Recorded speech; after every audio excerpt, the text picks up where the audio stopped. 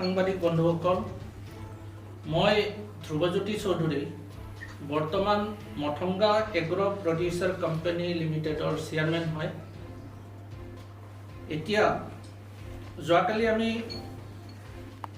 নিউজত দেখা পালোঁ প্ৰবীণ বড়ো ডাঙৰীয়াই কিছুমান আমাৰ ওপৰত অপযোগ দি আছে যে আমাৰ এই কোম্পানীৰ তৰফৰ পৰা গভৰ্ণমেণ্টৰ পৰা 6 কোটি টকা আনি আমি ভৰলুকি কৰিলোঁ বুলি গোটেই মিছা কথা তেখেতে কৈছে।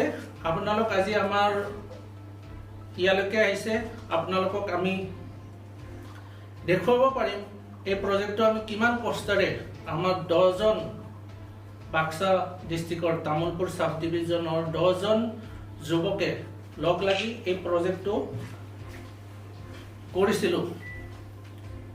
2015 চনত আমি মথংগা এগ্ৰ প্ৰডিউচাৰ কোম্পানী লিমিটেড নামৰ এটা ফাৰ্মাৰ প্ৰডিউচাৰ অৰ্গেনাইজেশ্যন ৰেজিষ্ট্ৰেশ্যন কৰিছিলোঁ। আমাৰ লক্ষ্য আছিলে এই অঞ্চলৰ কৃষকসকলৰ উন্নতিৰ কাৰণে, বিশেষকৈ যিখিনি দৰিদ্ৰ কৃষক আছে তেওঁলোকক যাতে আমি সাবচিডিয়াৰী ইনকাম দিব পাৰোঁ, বিশেষকৈ পিগ ফাৰ্মিঙৰ ওপৰত গাহৰি পালনৰ যোগেদি কমাৰ্চিয়েলি তেওঁলোকে কেনেকৈ কিছু উপাৰ্জন কৰিব পাৰে। তো সেই উদ্দেশ্যৰে আমি এই কোম্পানী ৰেজিষ্ট্ৰেশ্যন কৰিছিলোঁ আৰু বহুত কষ্টৰ ফলত আমি নৰ্থ ইষ্ট কাউন্সিলৰ পৰা এটা অনুদান লাভ কৰিবলৈ সক্ষম হৈছিলোঁ। এই অনুদান তেখেতে কোৱাৰ দৰে 6 কোটিৰ ওপৰত তেনেকুৱা নহয়। আমাৰ অনুদান আছিলে 5 কোটি 65 লাখ টকাৰ অনুদান আছিলে আৰু এই 5 কোটি 65 লাখ অনুদানৰ 78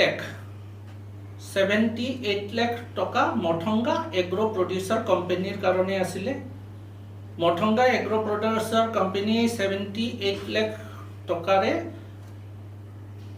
গাহৰি পোৱালি কিনা, গাহৰি দানা কিনা, ভেকচিন কিনা, মেডিচিন কিনা আৰু ইঞ্চুৰেঞ্চ কৰাৰ নামত এই 70 লাখ টকা আছিলে। আৰু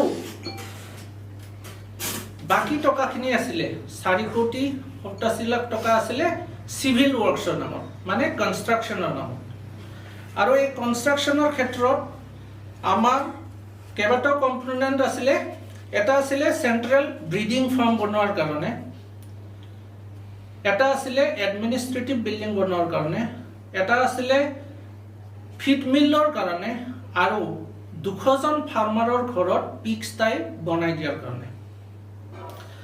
আৰু তেতিয়াৰ পৰ্যায়ক্ৰমে যেতিয়াৰ পৰা নৰ্থ ইষ্ট কাউন্সিলৰ পৰা আমাৰ তাত ফাণ্ড ৰিলিজ কৰি আছিলে, পৰ্যায়ক্ৰমে আমাৰ এই কনষ্ট্ৰাকশ্যনৰ কামবিলাক কৰি থকা হৈছিলে।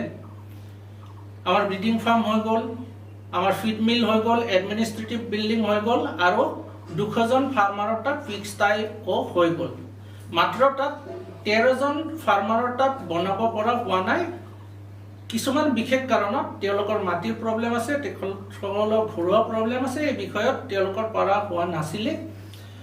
তো সেইখিনিও আমি কৰিবৰ কাৰণে যোজা কৰি আছিলোঁ আৰু এতিয়াও আমাৰ এই মাৰ্চৰ ভিতৰতে সেইখিনি কামো সম্পূৰ্ণ হোৱাৰ কথা আছিলে। কাৰণ এই কনষ্ট্ৰাকশ্যনৰ গোটেই কাম শেষ হোৱাৰ পাছতহে ফাইনেল ইনষ্টলমেণ্টৰ পইচা গভৰ্ণমেণ্টৰ পৰা আহিব। এইখিনিতে আৰু এটা কথা কওঁ, 200 ফাৰ্মাৰৰ তাত যিবিলাক পিগ ষ্টাই বনাবৰ কাৰণে দিয়া হৈছিলে, এই স্কিমৰ গাইডলাইনতে দিয়া আছিলে ঘৰটো বনাব দিয়া আছিলে, কিন্তু তাত যিখন চালি লাগিব, চাৰ্ট লাগিব আৰু 7টা গেট আছিলে গ্ৰিলৰ, সেই গেটৰ পইচাটো ধৰা হোৱা নাছিলে। ইয়াৰ উপৰি এই প্ৰজেক্টটোত বেনিফিচিয়াৰীসকলে যে 2টাকৈ গাহৰি 6 মাহৰ ভিতৰত টোটেল 12টা গাহৰি কিনিব লাগে, গাহৰি নহয় গাহৰি পোৱালি কিনিব লাগে, তো তাৰ কাৰণে কোনো ধৰণৰ অনুদানত তাৰে কাৰণে ফাণ্ড পইচা ধৰা হোৱা নাছিলে। সেইকাৰণে আমাৰ বেনিফিচিয়াৰীসকল যিহেতু খুবেই দুখীয়া আৰু তেওঁলোকে এই খৰচখিনিও বহন কৰিব নোৱাৰে, তো সেই গতিকে আমি গ্ৰামীণ বেংকৰ লগত যোগাযোগ কৰিলোঁ এই বেনিফিচিয়াৰীসকলক এটা লোন দিবৰ কাৰণে। আৰু সেইটো গ্ৰামীণ বেংকে আমাৰ কোম্পানীৰ ৰেছপন্সিবিলিটি বেনিফিচিয়াৰীসকলৰ কাৰণে চেংচন কৰিছিল। যদি বেনিফিচিয়াৰীয়ে লোন পেবেক নকৰে তেতিয়া আমি কোম্পানীৰ ফালৰ পৰা বেংকক সেই লোন পৰিশোধ কৰিব লাগিব। আমি প্ৰথম পৰ্যায়ত 26 জন বেনিফিচিয়াৰ কাৰণে এই লোন এমাউণ্টৰ ৰিলিজ কৰাইছিলোঁ আৰু সেই হিচাপে তেওঁলোকৰ পিক্স টাইটো কমপ্লিট চালিখন দিয়া গ'ল, গ্ৰিল বনাই দিয়া গ'ল আৰু তেওঁলোকক পোৱালিও আমি দিলোঁ, তেওঁলোকক আমি দানাও ছাপ্লাই দি আছিলোঁ আৰু লোনৰ EMI আমি কণ্টিনিউৱাছ দি আছোঁ। তাৰে 11 জন বেনিফিচিয়াৰে ইতিমধ্যে লোনৰ পেবেক কমপ্লিট হৈ গৈছে আৰু 16 জনৰ বাকী আছে আৰু বাকী যি বেনিফিচিয়াৰীৰ কাৰণে লোন চেংচন হৈ আছে সেই চেংচন এমাউণ্ট আমি এতিয়ালৈকে ৰিলিজ কৰাই নাই আৰু ৰিলিজ নকৰাৰ কাৰণেও কিছুমান টেকনিকেল প্ৰব্লেম আছে। য'ত আমি পোৱালি দিব লাগে, বেনিফিচিয়াৰী পোৱালি কিনিব লাগিব, পোৱালিৰ কাৰণে চ'ৰ্চ নাই, পোৱালি ক'ত পাব? ইমান পোৱালি পোৱাটো সম্ভৱপৰ নহয়। তো সেই উদ্দেশ্যৰে আমি ইয়াতে ব্ৰিডিং ফাৰ্মখন খুলিছিলোঁ আৰু ব্ৰিডিং ফাৰ্মতো আমি প্ৰডাকশ্যন কৰি আছোঁ। নতুনকৈ আমাৰ প্ৰডাকশ্যন হৈ আছে। এতিয়াও ভাল ভাল জাতৰ আমি গাহৰি ইয়াত ইন্ট্ৰডিউচ কৰিছোঁ, নতুনকৈ ইয়ৰ্কশ্বায়াৰ আনিলোঁ। তো আমি এতিয়া এই কোৱালিটি পিগলেটবিলাক বেনিফিচিয়াৰীবিলাকৰ তাত পৰ্যায়ক্ৰমে দি যাবগৈ পাৰিম আৰু আমাৰ এই প্ৰজেক্টটো খুবেই সফল হোৱাৰ দিশত আগবাঢ়ি আছে। ইয়াত আমাৰ ওপৰত আৰু কিছুমান কথা কোৱা হৈছিলে যে আমি গোটেই মানুহক ঘৰ বনাই দিয়া নাই, একো কৰা নাই, গোটেই চৰকাৰৰ পইচা আনি খাই থৈ দিছিল। আপোনালোকক এইটো ক'ব বিচাৰোঁ, আমি 10 জন ইনিচিয়েলি মেম্বাৰ আছিলোঁ আৰু পবিত্ৰ নাৰ্জাৰী আছিলে, অধিৰত লাহৰী আছে, বাৰলাং আছে, এনেকুৱাকৈ আমি 10 জন আছিলোঁ। তাত প্ৰমোদ বড়ো আৰু অনিল বড়ো ডিৰেক্টৰ হিচাপে আছিলে। অনিল বড়ো প্ৰথমৰ পৰাই মোৰ লগত একেলগে আমি দুজনেই খুব ইনিচিয়েটিভ লৈছিলোঁ প্ৰজেক্টৰ কাৰণে আৰু অনিল বড়ো প্ৰথমৰ পৰাই চেয়াৰমেন হৈ আছিলে 2018 চনৰ নৱেম্বৰ মাহলৈকে। তেতিয়ালৈকে তেখেতৰ কিছুমান আমাৰ অসুবিধাৰ কাৰণে আমাৰ গোটেই মেম্বাৰবিলাকে লগ লাগি তেখেতক চেয়াৰমেনশ্বিপৰ পৰা অব্যাহতি দিওঁ আৰু প্ৰমোদ বড়োক চেয়াৰমেন হিচাপে এই প্ৰজেক্টটো চলাই নিয়াৰ কাৰণে আমি অনুৰোধ জনাইছিলোঁ আৰু সেই হিচাপে প্ৰমোদ বড়োৱে তেওঁ নেতৃত্ব ল'লে আমাৰ প্ৰজেক্টটো সফল কৰিবৰ কাৰণে বহু কষ্ট কৰি আমি এই প্ৰজেক্টত লাগি আছোঁ তেখেতৰ। কিন্তু যোৱা জানুৱাৰী মাহত প্ৰমোদ বড়োৱে তেখেতৰ বিশেষ কাৰণবশতঃ আমাৰ চেয়াৰমেনশ্বিপৰ পৰা অব্যাহতি দিয়ে আৰু মই ইয়াৰে দায়িত্ব লৈ এতিয়া প্ৰজেক্টটো আগবঢ়াই লৈ গৈ আছোঁ। বেনিফিচিয়াৰীৰ লোনৰ সংক্ৰান্তত যিটো আমাক মিছা কথা কোৱা গৈছে, একেবাৰে ঘোকাত মিছা কথা। তেওঁ ৰাজনৈতিকভাৱে ষড়যন্ত্ৰ কৰি আমাৰ ওপৰত বদনাম জাপি দিবৰ কাৰণে, আমাৰ বেনিফিচিয়াৰীসকলৰ মাজত বিভেদ সৃষ্টি কৰিবৰ কাৰণে এনেকুৱা কথা কৈছে। তেখেতসকলে আপোনালোকে বেনিফিচিয়াৰীক লগ কৰিলে বা বেংকত কথা পাতিলেও গম পাব আমি কিমান টকা বেংকৰ লোন চেংচন কৰাইছিলোঁ, কিমান টকা পে বেক কৰাইছোঁ, কিমান বেনিফিচিয়াৰীক কিমান গাহৰি পোৱালি দিছোঁ, সকলো আমি জল পটকৈ আপোনালোকক দেখাব পাৰোঁ। আমি 10 জন মেম্বাৰ যিয়ে এই প্ৰজেক্টত কাম কৰি আছোঁ, আমাৰ সঁচাকৈ দুখ লাগিছে প্ৰবীণ বড়ো ডাঙৰীয়াই ইমান ঘোকাত মিছা কথা এটা আমাক কোৱাৰ কাৰণে। কাৰণ 2015 চনৰ পৰা আমি যি কেইজন মেম্বাৰে কাম কৰি আছোঁ, ইয়াত কোনো 1 টকা পইচাও এই প্ৰজেক্টৰ পৰা বা এই কোম্পানীৰ পৰা ল'ব পৰা নাই বা লোৱা নাই বেতন হিচাপে, দৰমহা হিচাপে। মই নিজে অধিৰত লাহৰী, পবিত্ৰ, তামোলপুৰৰ পৰা আহে, গুৱাহাটীৰ পৰা আহে, আমি প্ৰত্যেকে নিজৰ পইচা খৰচ কৰি ইয়াতে আহি আমি মিটিং কৰিব লাগে আৰু প্ৰজেক্ট মেনেজমেণ্ট, প্ৰজেক্ট চলাব লাগে নিজৰ পইচা খৰচ কৰি। আমাৰ ইয়াত ব্ৰিডিং ফাৰ্মত চোৱা চিতাৰ কাৰণে আমি 4জন এমপ্লয়ী ৰাখিছোঁ, তেওঁলোকক আমি দৰমহা দিওঁ, তেওঁলোকে ইয়াতে 24 আৱাৰ ছাৰ্ভিচ দিয়ে। 4জন কৰ্মী আছে, আপোনালোকে চাব পাৰিব আমাৰ ব্ৰিডিং ফাৰ্মত গ'লে, তেখেতসকলে এতিয়াও কাম কৰি আছে। আমাৰ ইয়াত এতিয়া মোটামুটি 200 গাহৰি এতিয়াও আছে ব্ৰিডিং ফাৰ্মত, পোৱালি হৈ আছে আৰু পোৱালিবিলাক লৈ আমি বেনিফিচিয়াৰীক দিম। ইয়াৰ ওপৰত আমি এই প্ৰজেক্টটো ছাকচেছ কৰিবৰ কাৰণে আৰু বহুত প্লেন আছে, আমি ইয়াত বিভিন্ন ধৰণে আগবাঢ়িম।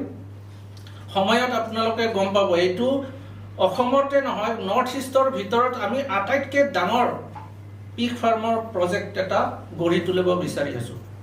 আমি অহৰহ কষ্ট কৰি আছোঁ। এনেকুৱা প্ৰবীণ বড়ো ডাঙৰীয়াৰ কটু মন্তব্যৰ দ্বাৰা আমি কেতিয়াও বিচলিত নহওঁ। আমি এতিয়া ভালকৈ কৰি দেখুৱাম আৰু তেখেতক প্ৰত্যাহ্বান জনাই কৈছোঁ, তেখেতে পাৰে যদি 10টা গাহৰিৰে এখন ফাৰ্ম কৰি দেখাওক, গাহৰিৰ ফাৰ্ম কৰি দেখাওক। তেখেতে আমাক কওক কিমানজন মানুহক তেওঁ এনেকুৱা কৃষিখণ্ডৰ ক্ষেত্ৰতে কিহত কিমান সহায় কৰিছে, কিমান কাম কৰিছে তেওঁ ৰাইজৰ কাৰণে, তেওঁ সেইটো কথা আমাক জনাওক। প্ৰত্যাক্ৰমণ কৰিব গৈ আমাক এনেকুৱাকে বদনাম তেখেতে কৰিব নালাগিছিল। প্ৰবীণ বড়ো কোন হয়? BPF-ৰ প্ৰবীণ বড়ো যোৱাকালি নিউজ চেনেলত আমাৰ মথংগা এগ্ৰ প্ৰডিউচাৰ কোম্পানী লিমিটেডৰ কাৰণ বিপক্ষে কিছুমান কথা কৈছে যে 6 কোটি টকা আনিলোঁ গভৰ্ণমেণ্টৰ পৰা, নৰ্থ ইষ্ট কাউন্সিলৰ পৰা, আমি পইচা মিছ ইউজ কৰিছোঁ, বেংকৰো লোন লৈছোঁ, বেনিফিচিয়াৰীক একো দিয়া নাই, এনেকুৱা গোকাক মিছা কথা কৈছিলে। আৰু এইটো মিছা নে সঁচা আপোনালোকে এতিয়াই প্ৰমাণ পাব। আমাৰ ব্ৰিডিং ফাৰ্মত চলি আছে, বেনিফিচিয়াৰী তাত কাম চলি আছে, আমি চেষ্টা কৰি আছোঁ। আমাৰ প্ৰত্যাহ্বান বহুত আছে। এই প্ৰজেক্ট এটা ইমান সহজ কথা নহয় যে প্ৰজেক্ট এটা চলাই লৈ যাব, য'ত আমাৰ মেন পাৱাৰৰ কাৰণে ফাণ্ডিং নাই। চবে নিজৰ উইলিংলি নিজে কষ্ট কৰি নিজৰ পইচা খৰচ কৰি ইয়াত কাম কৰি আমি ছাৰ্ভিচ দি আছোঁ ছ'চিয়েল ডেভেলপমেণ্টৰ কাৰণে। আমাৰ অকণমান আৰম্ভণিতে অসুবিধা হৈছিলে গোটেই প্ৰজেক্টটোত। তেতিয়াৰ চেয়াৰমেন আছিলে অনিল বড়ো ডাঙৰীয়া, তেখেতে নেতৃত্ব লৈ আছিলে আৰু কিছুমান আমি অসুবিধা পাইছিলোঁ। তেখেতে মানে কমিউনিকেশ্যন আমাৰ লগত খুব বেছি কৰা নাছিলে। তাৰ কাৰণে প্ৰথম পৰ্যায়ত আমাৰ গোটেই মেম্বাৰখিনি ডিমটিভেটেড হৈ আছিলে, কাৰণ তেওঁ কোনো কথা আলোচনা নকৰিছিলে, কি হৈ আছে কি হৈ নাই প্ৰজেক্টত একো কোৱা নাছিলে। তো তেনেকুৱা বিষয়ত অলপমান আমাৰ ডিমটিভেশ্যন আছিলে মেম্বাৰবিলাক। তো যেতিয়াৰ পৰা প্ৰমোদ বড়ো ডাঙৰীয়াক 2018 চনৰ নৱেম্বৰৰ পৰা চেয়াৰমেন বনোৱা হ'ল, তেতিয়াৰ পৰা সকলোৱে অহৰহ চেষ্টা কৰি আছে এই প্ৰজেক্টটো ছাকচেছফুল কৰিবৰ কাৰণে।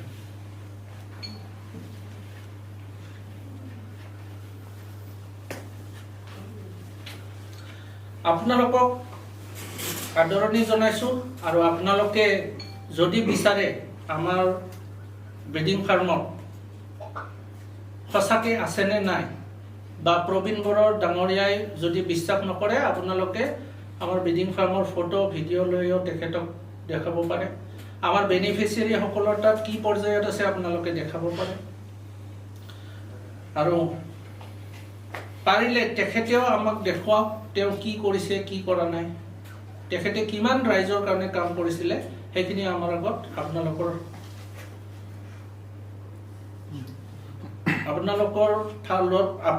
তেওঁ জনাওক। 3 মাহৰ কাৰণে আছিলে চাগে, নৱেম্বৰ, ডিচেম্বৰ, জানুৱাৰী। 2018 নৱেম্বৰৰ পৰা 19লৈকে 1 বছৰ, মোটামুটি 1 বছৰ সময় তেখেতে ইয়াতে নেতৃত্ব দিছিলে, যাৰ ফলত আমাৰ গোটেই মেম্বাৰবিলাক উৎসাহিত হ'ল আৰু আমি প্ৰজেক্ট আগবঢ়াই নিবৰ কাৰণে আকৌ